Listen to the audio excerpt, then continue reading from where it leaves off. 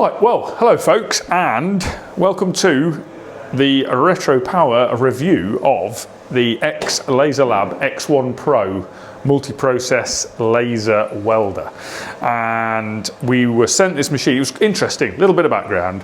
We had been talking for a while about laser cleaning machines and the fact that every now and again, not very often because we have this blast room actually that we're in here right now, but every so often we have the need for a little bit of laser cleaning on a car, which I've talked about in the past. And every so often we have that need. Now, it would be very hard to justify buying a machine was the approach I'd always had. But we'd actually come to a point on the BMW, the E9, the Munich project, where we really could have done with a bit of laser cleaning done. And interestingly, I was contacted by Xlaserlab, or a representative of Xlaserlab, almost exactly at that point about whether we would be interested in having a demonstrator machine and doing a video for them. And I thought, yeah, okay, let's give it a go. I've seen the machine, the multi-process. I thought, is it going to do the jobs very well? Normally multi-process machines do all the jobs not that well. So I thought, well, okay, let's see. If they're going to send it to me, let's see. Let's give it the benefit of the doubt and have a look. So here it is, it arrived. And interestingly, now we've had a play with it, it's very interesting and not necessarily for the reasons we initially thought. I think the first point to make with this is it's primarily designed as a laser welder. And I'd have to say that, unsurprisingly, it does that part the best. That is the thing it's best at, is laser welding. But let's break down and have a quick look at what we get. So we basically get the main machine, the power unit, which is the laser source. And then you also get a lot of bits. They send you some safety gear, so there's various heat protective things which I haven't got, and I'm not, well, they're on the trolley, but I'm not going to be using those necessarily. I've got my own gloves and things. But what they do send you is some glasses, which Jamie behind camera is wearing for when we do a bit of filming in a minute, and this welding helmet, which again is a laser specific shade designed to stop the light at the wavelengths, which I think is, this is an 950 to 1100 nanometer wavelength, which is designed to coincide with the wavelength of the laser light coming from, or laser radiation coming from the machine. As I say, it comes with a whole lot of different parts for doing different operations. The first thing we're going to do is have a look at some cleaning. What I'll just say as a caveat to that, as a precursor to talking about that though, is there are quite a few safety considerations, and that's one of the reasons there's been a bit of a delay in us doing this review, because it's quickly become apparent that to use this machine in our workshop in the open with a number of people around us is not really going to be practical, because we can't shield the eyesight of all of the people and we can't prevent the entry of people to the work area. So we're working on trying to come up with a surrounding curtain system that we can use to enable this to be used out in the workshop.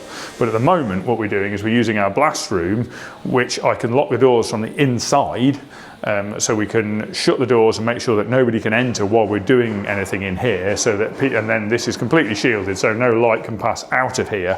So we've got a safe zone in here, and we can contain it. So we've got a containment area now, albeit somewhat crude. It works. It's a containment area that we would normally use for blasting, but it also works for laser welding. So that solves that one. And the other things to note are that, you know, this really is dangerous to your eyesight. It will blind you. If you get that laser beam in your eye, it will blind you. Now they, Xlaserlab have put a lot of work into, or a lot of things into the machine to interlock it to try and prevent that. They've put multiple layers in, which in some ways is actually quite comical in that there are a number, there's a remote emergency stop, there's an inbuilt emergency stop, there's an on-off key and an on-off button, and various options on the menu that you have to go past before you can actually shine a laser out of the end of it, which is a good thing. It means you can't accidentally fire the laser without having made sure that you've told it you want to really want to fire the laser. So I think that's probably a good thing. It's probably just slightly strangely organised, but it certainly means that if you're when you're setting the machine up, you can't there's no way on earth you can accidentally fire the laser on this. There's so many different stages you have to go through to switch it on that you definitely aren't going to do that. And the other things to bear in mind are, you know, it's a 700 watt laser power source. So there is a substantial amount of energy coming out in the laser beam, so you do need to protect skin, you do need to protect things that you're aiming it at, because it will set them on fire or burn them quite badly. So you do have to be quite careful with that. There's also an interlock on the on this gun. This is the gun. This is the point where the laser energy is emitted from. Everything's turned off at the moment. I should hasten to add, so I can be here without any protective gear on because nothing can happen. But there's an interlock crocodile clip here, which if you're laser welding on a metal bench, all this does is complete a circuit. So if you're laser welding, the idea is you would clip it to the bench, and then the metal would be on the bench. And it's only when part of the gun or the wire feed mechanism, which would fit into this piece here, comes into contact with the bench, that completes the circuit and enables the equipment. If you don't have that circuit complete, it won't work. But that kind of falls down a little bit, but I understand there's not really another option, in that when you're using it for cleaning, you simply clip that to the body of the gun and then carry on and use it. And there's not really a way around that, because you have to be able to complete the circuit to do it, and there's not really a way of doing it any safer than the way they've done it. So I understand all of the design constraints that are in place in terms of trying to make this equipment as safe as possible. So credit to the guys doing the machine. I think probably what hasn't been conveyed in some of the YouTube videos is the fact that you do have to take quite a lot of consideration for people around you, in that you can get reflections off bright surfaces, and I've actually had it reflect quite significantly off polished aluminium. It will reflect the laser beam around and dissipate it in a potentially random direction, so you could damage somebody's eyesight a long way away from you, seemingly in an area where you're not aiming the laser. So you just have to, right at the beginning of this video, I just have to say, you know, I'm not here to guide everybody on safety, but do your research and make sure you're safe. It is a significant consideration, which it isn't with a, you know, you get something wrong and look at an arc on an arc welder, you'll get a bit of arc eye. Oh dear, not the end of the world. With this, it will be the end of the world. You won't be able to see anymore. So you do have to take these things into consideration. So what we're going to do now is we're going to have a little look, and I'll sort of walk through step by step the turning on of the machine and setting it up to do a little bit of cleaning here. So the first thing we're going to do is we're going to turn our weld fume extractor on, which will make a bit of a noise. We're going to turn that on, and that's going to draw away any fumes from the area that we're cleaning. Now I'll show you what we're going to clean next. The two things, I've done a bit of cleaning with this machine and I've found various pros and cons. The pros are, it cleans things. It ablates a variety of things from the surface of a variety of materials, so it will clean things very well. It does oxidise the surface a little bit, and obviously it does input heat, so it's not without heat input. You have to bear both of those things in mind.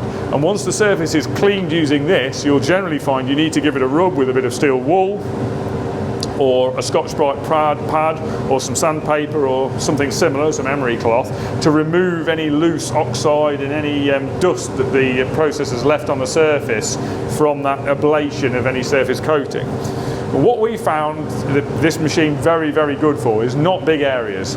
Anything that you could blast, you will still probably want to blast, is the long and short of it. Anything where you can blast that surface with a medium blaster of some sort, I would say just blast it. You will do a better job with the blaster than you will with the laser. However, there are a couple of areas where it's very useful.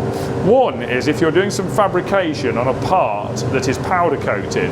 Blasting powder coat off is really hard work, really difficult, and an absolute pain.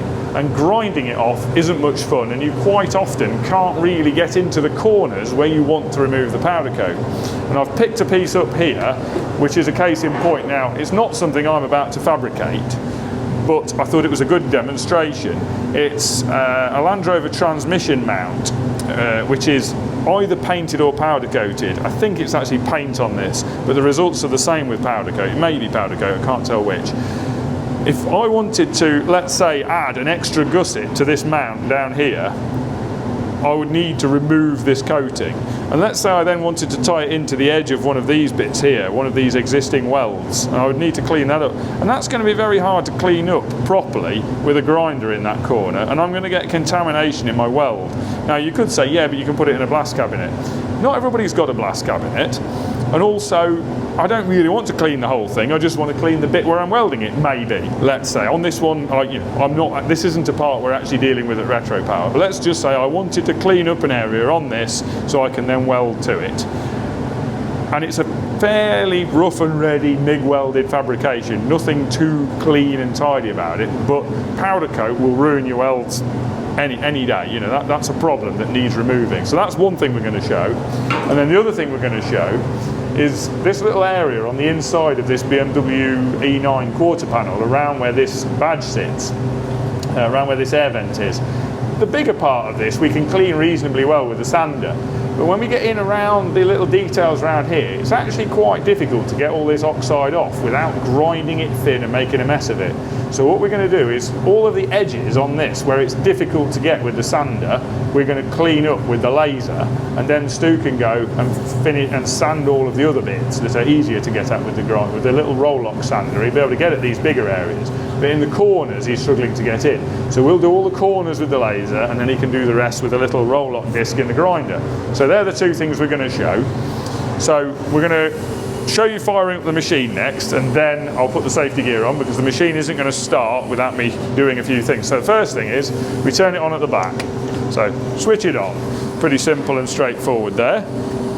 Then we come down. If I swing that round a bit so Jamie can see it on the camera a bit better. So we'll swing that round there. So we've got three different things. We've got welding, cutting, or cleaning on the menu. So I want cleaning. So I press cleaning and confirm on there. So I've got various interlocks. The machine's still in alarm, which is fine. I want to keep it in alarm mode at the moment. Now I've still got this set at the settings that I've found it most effective, which is basically flat out on almost everything. Because I would have to say if it has a limitation, its cleaning power is probably that limitation.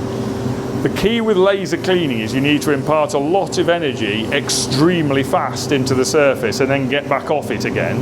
If you impart that energy for too long, you heat the surface up and it's a counterproductive process. You create more oxidization and more damage to the surface. So 100% power, 200 hertz swing frequency, that's how fast the laser is scrolled across the work area, and the work area is 8 millimeters wide. So inside this gun, which is safe and flashing still at the moment, that laser beam is basically scanned left to right inside here, and that scan frequency is 200 hertz for an 8 millimeter width. And then the red line, which you can see there, is the working width. So when I'm at that sort of distance there, that's the 8 millimeters width, and then I can pull back and it gets wider.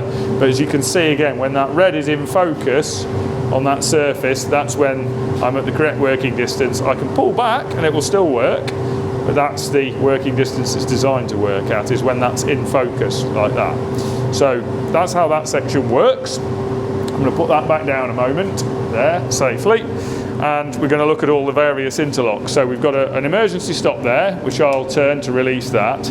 We've got a key switch there, which I turn on to do that. And we've got an emergency stop there, which I release to do that. And that's now got through all of those things on there.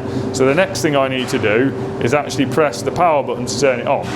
Before I do that, because we've selected the mode, we've selected everything that we want to be set on there. So before I do that, we're going to put our safety kit on. So Jamie's going to put his glasses on. I'm going to put my safety hat on. Now this is, as I say, a laser safety hat. It's not an auto darkening helmet or anything. It just blanks out the laser light wavelengths that would cause me to not be able to see anymore. And I'm going to put some gloves on. My practical experience says that's probably overkill, but I'm going to put them on anyway, certainly for the benefit of the video. I'm going to pull that extractor over a little bit so it's a little bit nearer where I want to do some cleaning, and we'll have a little demo of the cleaner. So, next thing I'm going to do is press that. It says wear glasses and a respirator before starting the laser. Now I'm not wearing a respirator, but I have a weld fume extractor which is going to pull all the fumes away. The machine is plugged in to either compressed air or an inert gas. So for cleaning purposes and for cutting purposes, it would generally be preferential to use compressed air because it's a lot cheaper than burning through argon to do cleaning and cutting. You could use argon, it's pointless. For welding, we'd be using argon, which I'll show you in a while. But at the moment, we've got it connected into compressed air. I forget the pressure, but I'll get Jamie to pop that on the screen. So we've got a regulator on there. Our workshop air is dried by a refrigerant dryer and filtered before it gets to here. Then we have a final filter on the machine with a regulator on it, which is dropping the pressure to the required pressure for this machine. So I'll put my hat down. I'll show you a little bit of cleaning in process. So we get the range somewhere near and we go like that.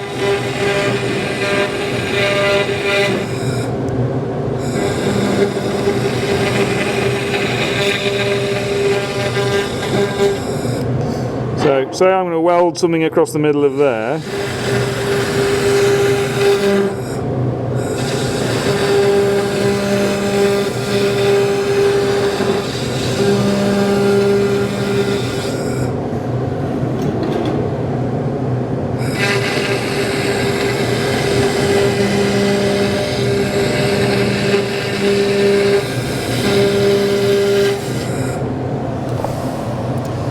I'll hit the stop again, so we're safe. Yeah, we're e-stopped, so that's all safe. And show you what's happened there. So there's a bit of warmth in that, but I can touch it. But it has put a bit of heat into it. But as you can see now, that is pretty clean all the way around there. It removes powder coat and paint incredibly well, this machine. It works with them a lot better than it does with corrosion. So that's completely clean now. I would just rub that with a bit of wire wool or Scotch-Brite to make sure there was no surface oxide on it, and then we could weld to that with no problem at all. So I'll show you a little bit more on there, because if there's one thing this machine excels at in terms of cleaning, it's the removal of powder coat. It's absolutely exceptional for that job. So we've done a reset on the machine, and I'm going to do a little bit more cleaning up on the back because it'll probably be a bit clearer to show you. And what I think I'm going to do is clean the whole of the back of that and just show you, in fact I'll clean the whole of that section because I haven't already done a bit on that, and we'll just see how long it takes to clean that to what I would say would be an acceptable to weld to level. That's with a little scrub with some Scotch-Brite afterwards just to get any surface oxides off, but we'll give that a clean.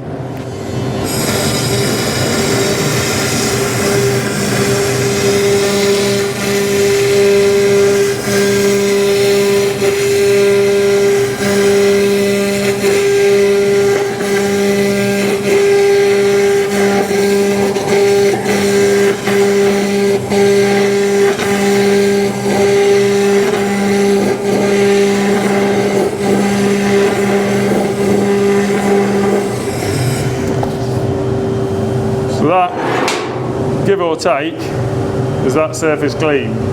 Yeah, there's a little bit of tidying up around the edges. There's always going to be a tiny bit of hand cleaning with a bit of Scotch-Brite or sandpaper needed afterwards, but basically that's that surface clean. Again, I'll now do that surface as well just to demonstrate with the tool pulled back a little further so that we've got a bit more cleaning width and a bit lower power.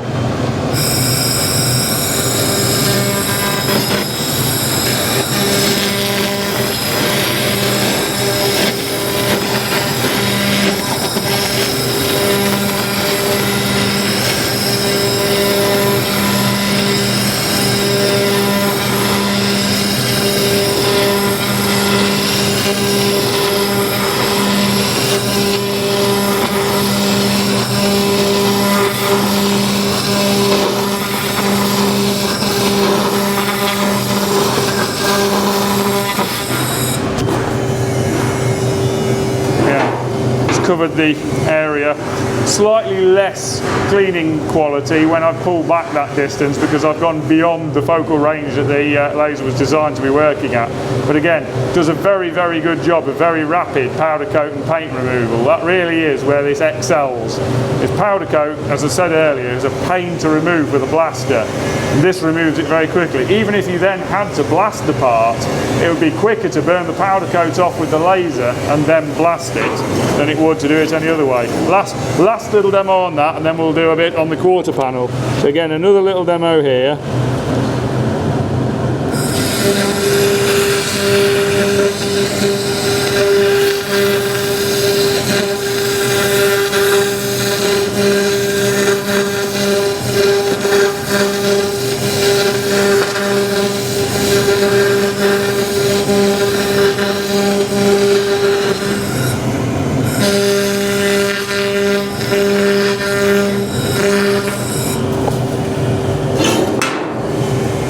Once again, you can see pretty clean. Certainly no powder coat or paint left on there. A little bit of oxide, no powder coat or paint. So very, very good. Incredibly fast for removing powder coat and paint from surfaces. Much quicker than blasting for powder coat removal. So that's that. Now we'll have a little show of a bit of corrosion removal. I have to say this is where I'm slightly less impressed by the machine, but it is good for removing loose corrosion where it's hard to get in with a sander. So we're going to give it a little clean on here.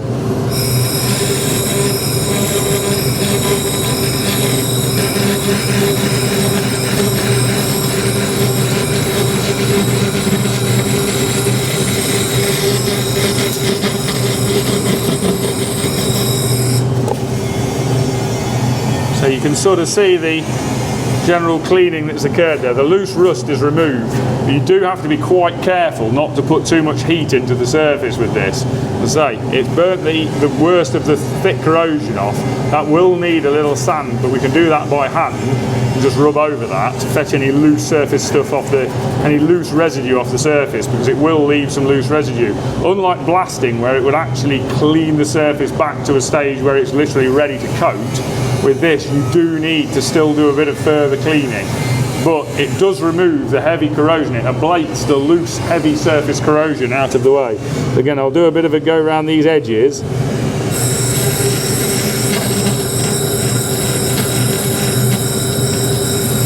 Like that, and then down here.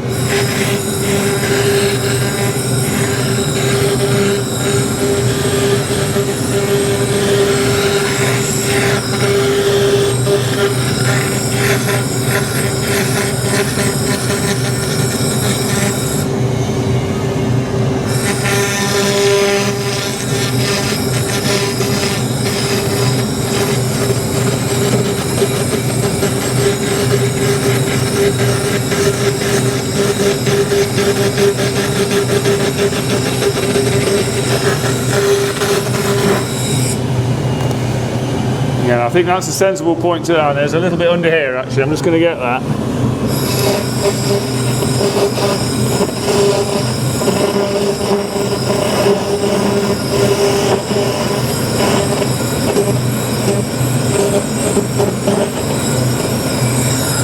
There we go. So we'll stop the machine, we'll turn the key off on there so that's safe. Put that down for a minute. So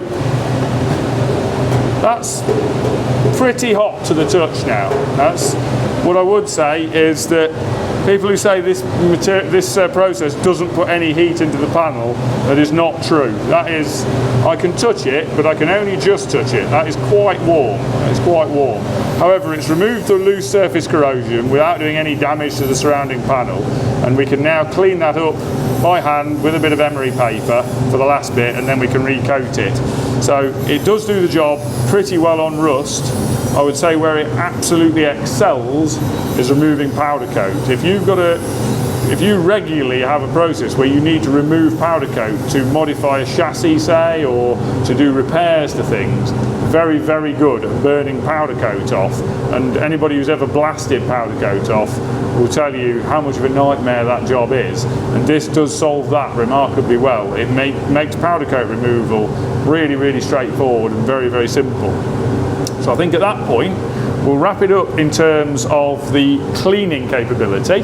Rather than going any further, we'll leave it at that. I've showed what it'll do on a rusty background. I've showed what it'll do to paint and powder coat. Trust me, on the if that was, I can't remember whether that was painted or powder coated, but I've tried it. I have tried it previously on both, and it removes both just as efficiently as the other. It vaporizes them completely immediately. So very good on those. We'll call it a wrap on that, and we'll come back and have a look at the machine doing a little bit of cutting next, because that's the next phase, is doing some cutting with it, and we'll have a little demonstration of a little bit of cutting, and then I'd like to do what I think is the best demonstration of the machine, which is doing some welding. And that's where I think you'll see that this really does excel, and it is a very, very, very nice bit of kit for doing welding work. So we'll be back with you shortly. So moving on, we're going to have a look at the machine doing some cutting work. So first thing we're going to do is e-stop it. It's turned off on there. business end of the machine. This, I've actually already put it on, but I'm going to take it off just to show you. The machine comes with a selection of different nozzles, and if I show you in the little tin that they supply, there's one of the tins they supply with the machine, and there's a second one. So you get pretty much 2 sets of gear. And in this set, this was the nozzle we were using for cleaning, which is also a welding nozzle as well, I believe. That's the cleaning nozzle, which is basically one with a big hole in the middle, just to allow the scan of the laser to fit through that orifice, but not let too much rubbish come back up towards the lens. Obviously, it's fed with compressed air, which blows the lens clean and prevents muck coming back up. But that is the cutting nozzle that comes with the machine, where the laser is only fired in a straight line, so it doesn't need a big clearance. So that's the cutting nozzle that comes with the machine. And that, I hasten to add, this is emergency stopped and locked off, so no cutting of my fingers is going to occur. So that is now screwed onto there, and that's now the cutting nozzle set in place. We'll put the lids back on these, get them out of the way. I've got my cutting hat, my laser hat on. I'm going to pick my other glove up in a minute when I've dealt with this. So, on the menu on here, we are going to come back out of here. We're going to go to mode selection at the top, because we're still in cleaning mode. So we're going to go mode selection on there. We're going to go to cutting, like that, confirm. Simple as that. Vertical cutting is strictly prohibited. Angle cutting is permissible. Vertical cutting is prohibited because if you try and cut something very shiny, like a piece of very reflective aluminium or stainless steel, it's possible that it can fire the laser straight back up to the laser source and could really badly damage it. So they say maintain an angle with the laser just to prevent that laser beam being fired back to the source. I don't quite know what would happen, but I don't really want to know what would happen either. So keep it angled, reminder. That means somebody got that wrong at some point. Confirm on there. So we're going to go with exactly what it says on here, which is 1000 Hertz, 100% power, 100% duty cycle. I don't really know. I haven't really dealt with much of the variety on this yet, and I think it would be beneficial to turn it down on thinner material to enable a slower travel speed to be used. But anyway, we're going to go with that for the moment, just to see, just to demonstrate what's what. I've got a variety of materials lying on the bench here. This is some 2mm thick steel here. I thought I had some 3mm as well. No, that's 2mm, that's 2mm, that's 2mm, that's 5mm. And that is roughly 1mm body panel steel with a little bit of paint on it. So I'm going to show you on a couple of these things. It won't cut the 5mm thick steel. From previous experience, it will actually have a pretty good go at cutting the 5mm, but it's not really realistic. The main use for this in our environment is going to be for trimming out bits of body panel steel and cutting out rusty metal. We don't generally cut a lot of panel work that's going back into the car for the final time with anything other than tin snips, really. Most of the material that's going to be welded back into the car would be finally cut with tin snips to enable it to be welded really neatly. But what this would be very good for is rough cutting, where we would currently use a plasma cutter for rough cutting out rusty metal and detritus basically from areas that we're repairing. Now I'm showing it on some clean metal just because it's easier to demonstrate it on that, but 2mm thick clean steel would certainly be a lot thicker than most of what you would be cutting in an automotive restoration environment with this type of machine. So anyway, we've selected our mode there. We're going to take it out of the e-stop mode, turn the key on, the machine's now ready. If I press the on button, we're now all good to go. I'm going to put my glove on without touching anything and put my mask down, and then we'll have a little demonstration of some cutting. Now I've got to be very careful not to get Jamie's feet with this, because it's capable of cutting at quite a range. I've tried setting fire to rags with it, and it projects the energy quite a long way, so you do have to be careful. We'll try and do a little cut with it.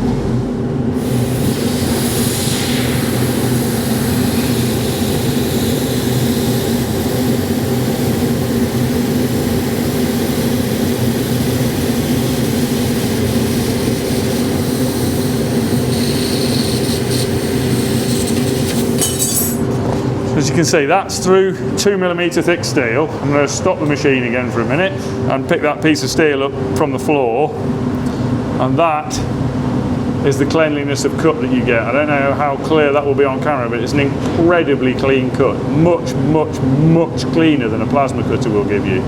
And the kerf width is incredibly fine. I don't actually know because it's very hard to measure, but the kerf width is barely visible on this. It's incredibly thin. So consequently I can pick that up because the energy input to the steel is not all that high, so I can just pick that up. It feels comfortably warm now, but I've just cut that piece of 2mm thick steel along its full length. So let me just demonstrate that again because it's really quite impressive. Let's just try again. I've just used these as weights, these bits as weights on here, and I'll just do another slice through that and demonstrate that again. So touch on, slight angle, press the button, go. And I'll try and keep it smooth but at a fairly high speed. And you can see the tiny kerf there, very, very, very tight kerf width. I would estimate around 0.5 millimetre, probably not even that. I'm going to have to freehand the end bit there. It's very hard to use freehand, as with most cutters like this. Again, interlock that before I put it down. See, that might be a little bit warm this time. So, no, I can still pick it up. So that, again, I've just cut a piece of 2mm thick steel, probably just over 300mm long, and I can pick it straight up in my hands with no gloves on. That's the sort of, that's how low the thermal input is to the material, because you're burning away much less material, because it's a very tightly focused beam. You're cutting less material, you're liquefying less material than you would be with a plasma cutter, and consequently you're not putting anywhere near the heat input in. So very, very, very neat. It's an extremely neat way of cutting material. So such a good way of cutting waste material out on a car very, very quickly, very, very neatly. You really can't fault that as a side use for the machine, as an add-on to the cleaning, effectively, because the cleaning is a harder thing to do with the machine because you've got to scroll the laser beam left, right. The cleaning function is harder from a machine design point of view. You almost get the cutting for free when you design the cleaning in, and actually the cutting's a really useful feature. Let me see if I can just show you.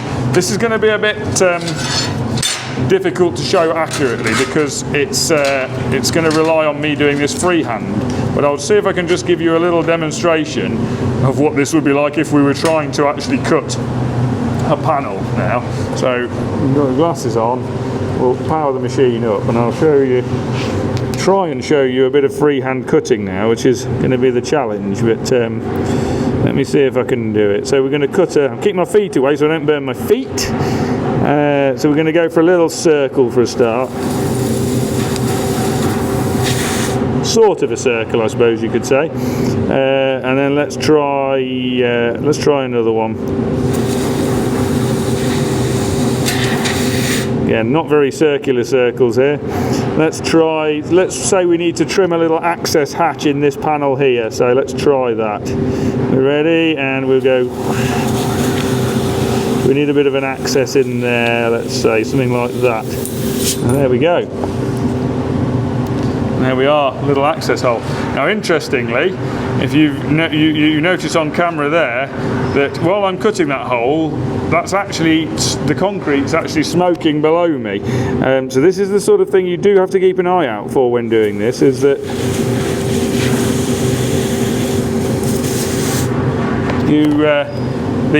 there is quite a lot of range to that energy.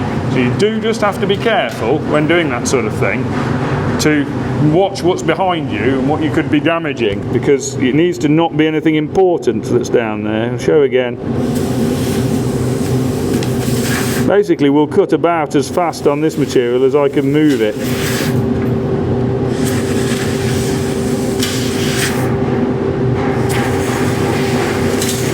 As you can see, that is jolly impressive.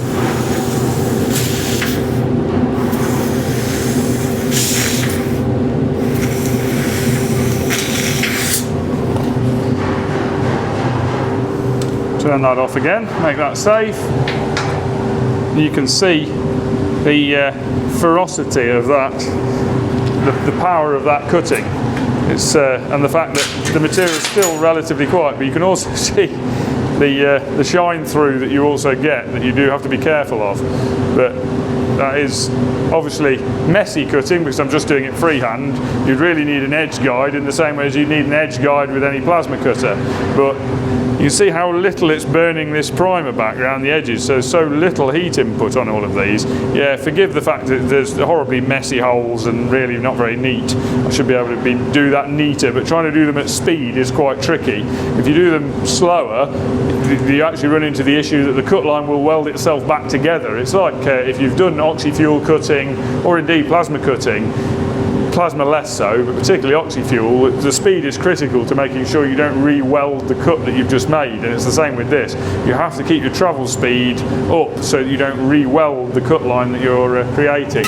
Where it's probably the most dramatic and noticeable result is cutting the 2mm here, where it's just a beautifully clean line.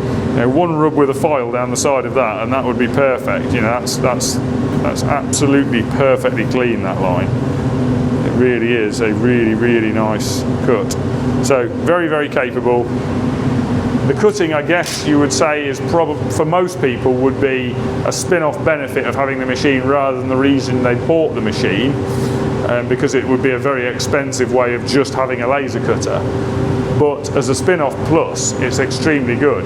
The interesting bit as well, in the background, which we haven't done yet and we may or may not do, is there's nothing really stopping us strapping that laser head to our CNC table and turning it into a CNC laser as well.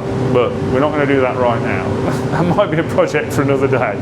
So, next stage.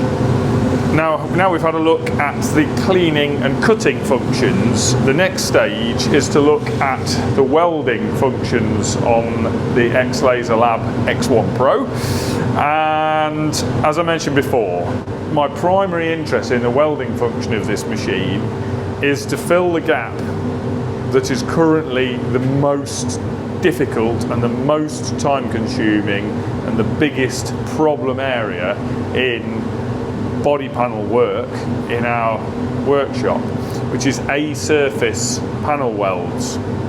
So outer surface of the car, final panels to be fitted where we need to join them, and it's a fairly regular occurrence. We need to join a visual outer surface of the car, and there are currently two ways in-house that we do that. There's another way which could be done outside by other people, but there are two ways we currently do that. That is by TIG welding and by oxyacetylene welding, gas welding. Both of those have pros and cons. The oxyacetylene welding's biggest con is it's extremely slow, and its other downside is that it does cause a fair amount of distortion. Now that distortion is quite easy to remove, quite easy to panel beat out, but it does cause a lot of it because it adds a lot of heat into the panel, so it causes a lot of shrinkage, which all then needs to be panel beaten out. So that adds a lot of time to the job, which is, from my point of view, doesn't really affect things, but it does increase the customer's end cost of the vehicle because all of those hours are charged.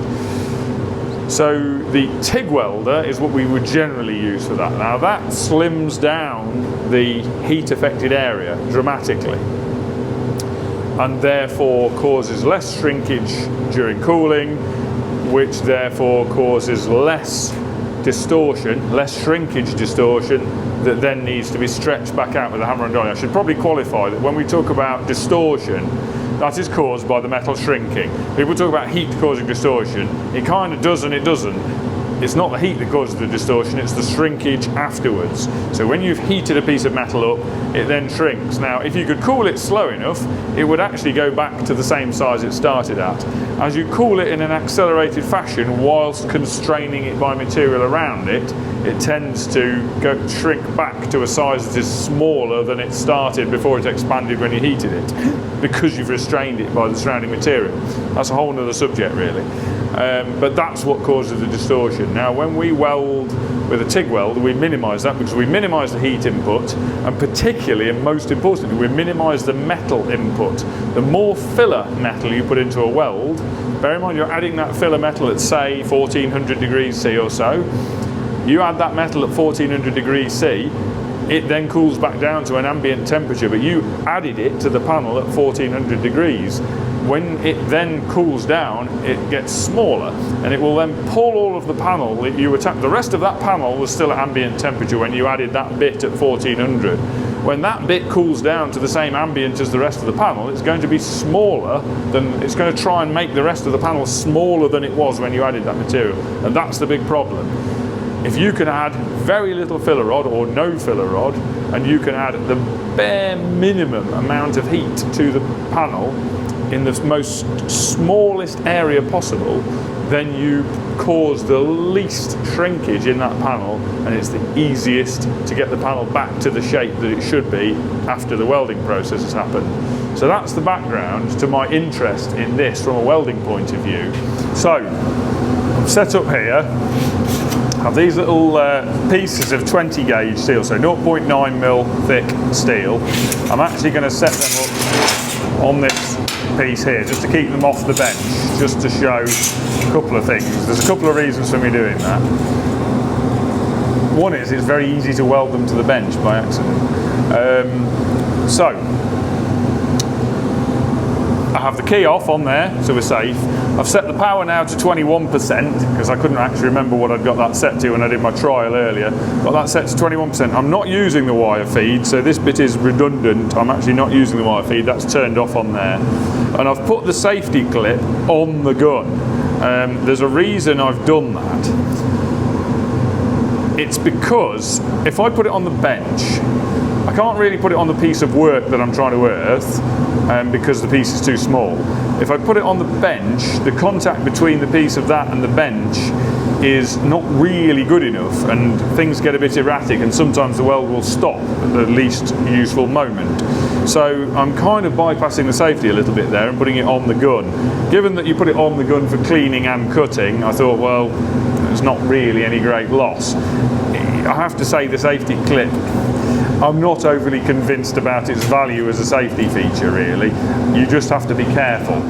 I've got two pieces of 20 gauge here. I'm going to set them at 0 gauge. This is cold rolled, normal 20 gauge steel, which is what we would generally be using for outer body panels.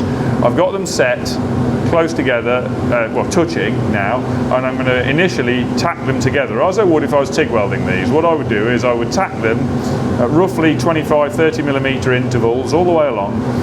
And what I would normally do is do 1 or 2 tacks, and then I would stretch those tacks back with the hammer to make sure that my gap was being kept consistent, and then I would do the next tack and so on all the way along. I would do the next tack, tap that one up, next tack, tap that one up, to make sure that as that shrinkage happened, it didn't pull these pieces and make them scissor over each other. What happens is when you do the tack, you'll see the two pieces widen out at this end as the thermal expansion happens where the tack is there. That will cause them to widen out, and then they'll come back together. And normally with a TIG tack, they would then start to overlap. After 1 or 2 tacks, they would start to scissor over each other and overlap. So what we'll see is what happens when I tack them with the laser. You'll be able to see quite a difference. That's one of the initial things, is the heat input is so small that that will actually change. So we're all not live yet. We're going to be live in a minute. We're going to turn on there. There we go, we're ready to go on there. So, first tack coming up. So that's the first tack in place. I'll just show you that because that is so fast and so small that that is the first tack in place. So then I'm going to move along and I'm going to do the second tack. Now as you can see, I've still got no overlap. If I demonstrate that there, I've still got a slight gap now. I've got a slight gap at this end, so I'm good to go with the second tack. Let's see what happens to that gap after the second tack.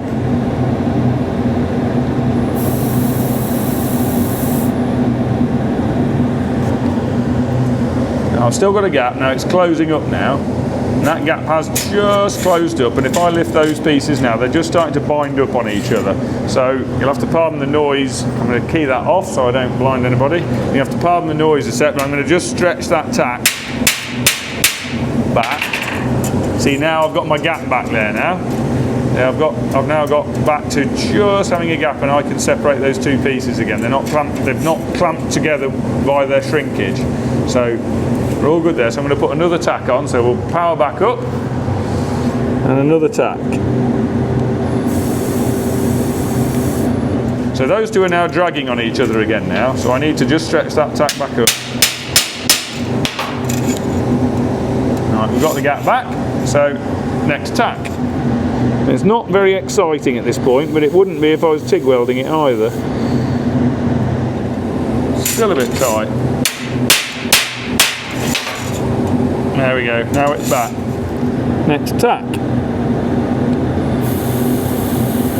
You can see me just moving the torch around a little bit. I probably don't need to do that, but I am doing anyway, just to be sure. Now what I've found is that the shrinkage is so slight that after I've tapped this next tack up, what I'm going to do is I'm going to go along and I'm going to do the tacks one after another without tapping up. What I'm going to do is I'm going to use the heat to expand the gap, and then I'm going to catch the next tack before that gap has pulled all the way tight. What you'll find is that the shrinkage is so slight it doesn't actually put an excessive preload on the panel and won't cause distortion because it is so slight.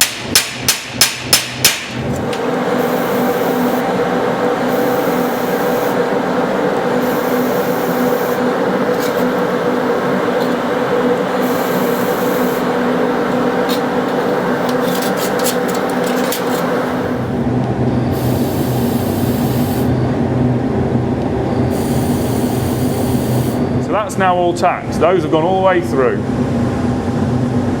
That is a super fast way of tacking. Now it doesn't seem it when you're watching me do that because of the time taken to tap these tacks up, but it is very, very fast. It is a very quick way of tacking with very little heat input, and as you can see from the back, it's a very, very clean line. That is perfect for welding.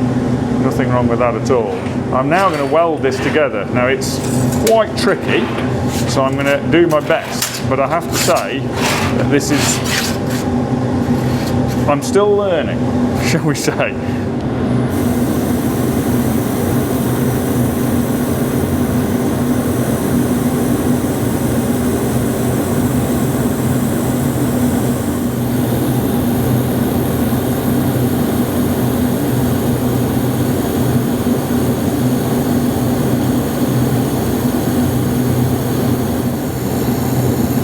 Need a brief stop there, just want to reposition myself a bit.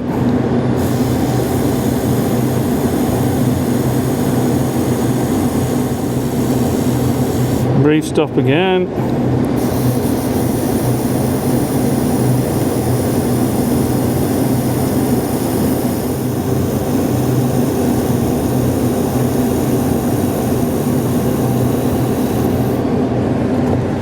If you look at the back of that, has dropped through basically all the way along. There's a full penetration weld along there, just slightly low in a couple of places, but basically full penetration weld all the way along, fused together. Couple of little defects where I've come off the edge. It's not quite perfect, but it's pretty good considering I've only really used it for 45 minutes. I think Xlaserlab referred to sort of 50 hours of learning on his video, so I don't know where he got that number from. You'll generally find that it takes quite a few hours to get proficient with a TIG welder, and effectively with learning a new process here, this is like learning the job again.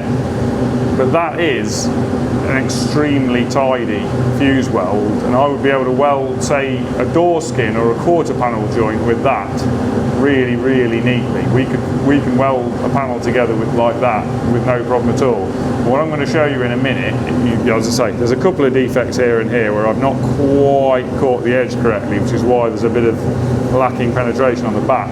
What we'll do in a minute is go out of here and go over to the English wheel once this has cooled down and take that distortion out of this, and you'll see what's happened. If you look down there, you can see it's pulled very, very evenly. So we've got a slight dish that way and we've got a slight crown that way, which is all caused by that weld shrinkage. But the weld shrinkage is so small, so narrow. We're probably between 10 and 12 millimeters of blued area, and it's very, very hard to TIG weld a panel and only end up with that narrow an area and that clean a result. So what we'll do is I'm going to take my gloves off now. We'll hop out of this welding room, go over to the English wheel, and I'll show you. I'm not going to try and hammer this flat because there's no point. I'll show you we can flatten this in the English wheel, with almost no distortion, and then I'll clean a little bit of it up just to show you how easily it cleans up. So we'll pop over there. So we've magically teleported ourselves over to the English wheel.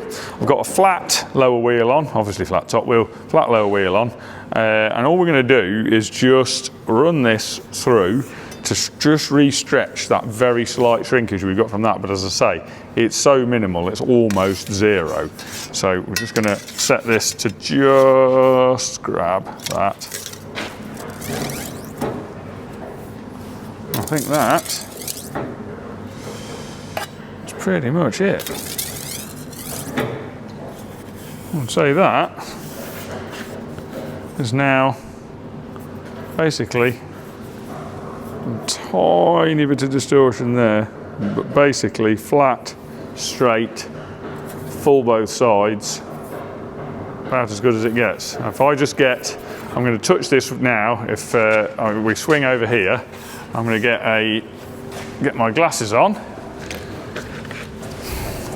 and get a 120 grit disc, very worn 120 grit disc in the sander.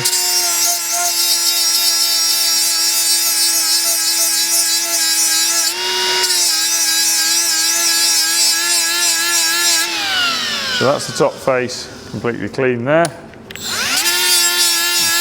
to take a bit more. So that's completely clean there. And then on the back,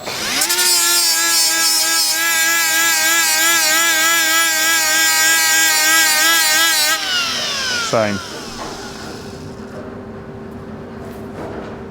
So that's it. You can't do that with a TIG welder. That is really quite impressive. So back in the welding room, earlier I welded this piece, similar coupon to that one. Similar thing, ran it through the wheel, flattened it off. It's actually slightly less good than the one I've just done live, which never happens normally. And then I've cropped a load of pieces off the end of this in the guillotine. So these, I actually cropped a few more, but these are 3 of those pieces. So that one, I ground back in the same way I have done on that one. You won't be able to see it, I can't see it, so you won't on camera, but there's a seam in the middle of there. On the back, you can just pick up a slight line where it was, but that's the weld line on there. And this one, I got and I bent it like that and back.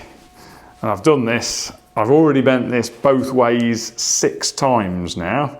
So that's now 7 times. Out of interest, it will be interesting, it will eventually snap. So this is, that's now 8 times. I think it is probably at the point where it is going to snap fairly soon, but you know, it's still not really trying to fold on the weld. You can see the weld line in the middle of there, and I can bend this backwards and forwards, and it certainly isn't trying to break on that weld line. I imagine it will eventually, because with no filler rod, there's bound to be a slight underfill of that area, but it is very slight. You see, it's really not keen on breaking on that weld line. I think it might be just starting to go. I think it might go this time. Yeah, I think it's going to go this time. Yeah, I've got my skin in it. Yeah, I think it's going to break on that weld line this time. So if I go now, I think that will break. Yes, it's just starting to go. But that's now folded back and forth 10 times on that line to get to that point. So pretty happy with that. And then that's an example of it after planishing, before anything was done. And you look at the edge of that. That is a pretty satisfactory panel weld. As I say, this machine, there's plenty of videos out there of people demonstrating using filler wire, people demonstrating it doing lap joints. You know, every man and his dog has done a video of this machine doing a lap joint. I'm not interested in that. I don't need it to do lap joints. To be blunt, I've got a MIG welder, and a MIG welder will do as neat a lap joint, just as fast, no problem using a MIG. Their speed is definitely no different really with this machine in a MIG, so I can't really see the advantage there. And in terms of work out in the workshop, I have a safety consideration with this that I don't have with the MIG, so there's a complication there. But doing this, I can't do this with a MIG, I can't do this with a TIG, I can't do this with any equipment that I've got in this workshop to this standard. This machine, to do a fusion weld with no filler material on 20 gauge steel as perfectly as that is incredible. I have to say it's been a big eye-opener for us to be able to do this. And this is with minimal practice, remember. I've been TIG welding for around 20 something years. I'm getting on a bit now. Probably about 25 years I've been TIG welding. If anything, my TIG welding started to go downhill again now. I've got to that age where it's starting to go downhill. But I've just picked this machine up, and in about 45 to 50 minutes, I can put a fusion weld like that onto 20 gauge steel. It's pretty impressive. I really have to say, I don't think you're going to get anything better than that anytime soon.